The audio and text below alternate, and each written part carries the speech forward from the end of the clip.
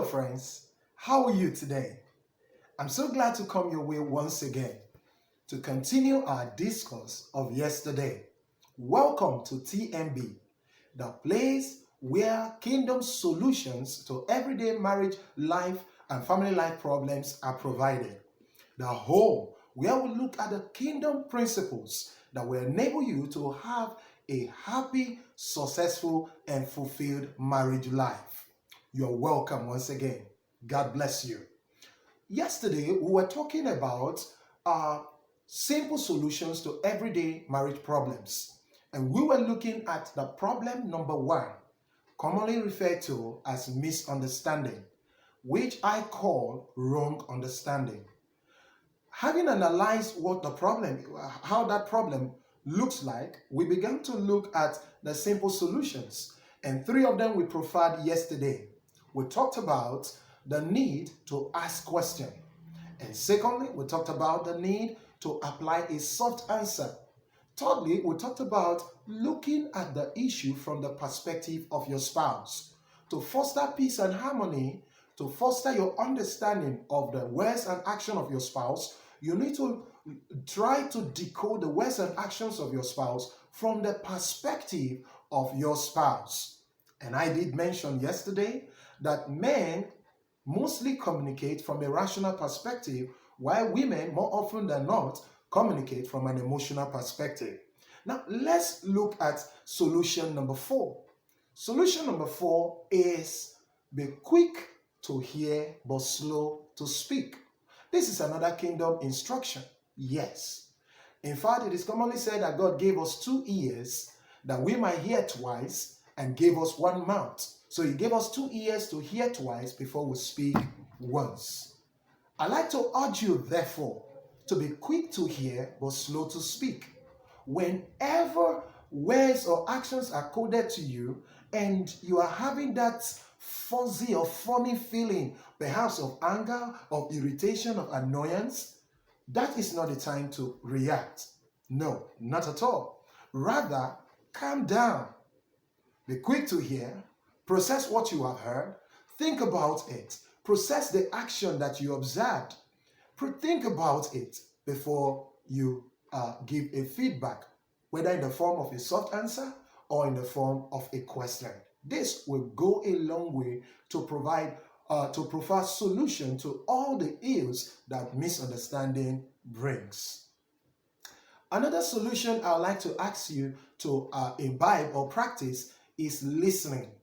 The truth is, a lot of misunderstanding would not take place if people actually take time to listen. And let me put it this way. Learn to listen to understand your spouse rather than listening to talk back. More often than not, people listen just so they could talk back. They listen just so they could, when the other person is done talking, they can now buttress their own ears, their own words.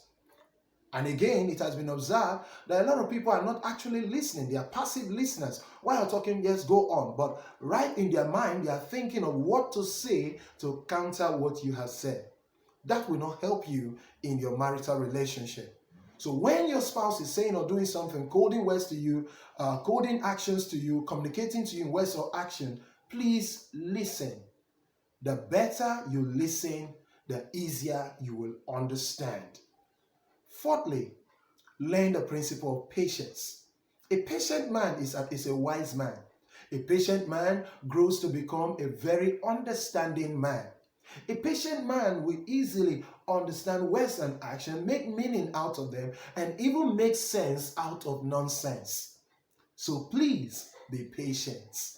Yes, be patient with your spouse. Allow your spouse express himself or herself. Be patient with the actions of your spouse, even if they are not correct. In patience, you get to understand the feelings, the emotions, the thoughts, which most times are right, that are going ahead of or motivating the words or actions that your spouse is communicating or putting up before you. Patience is a virtue, not a weakness. Yes, patience is a virtue, not a weakness. Learn to be patient. And lastly, for today, I like to say that you need to apply the virtue of love. Yes, love covers a multitude of wrong. Love believes all things. Love hopes all things. Love is kind.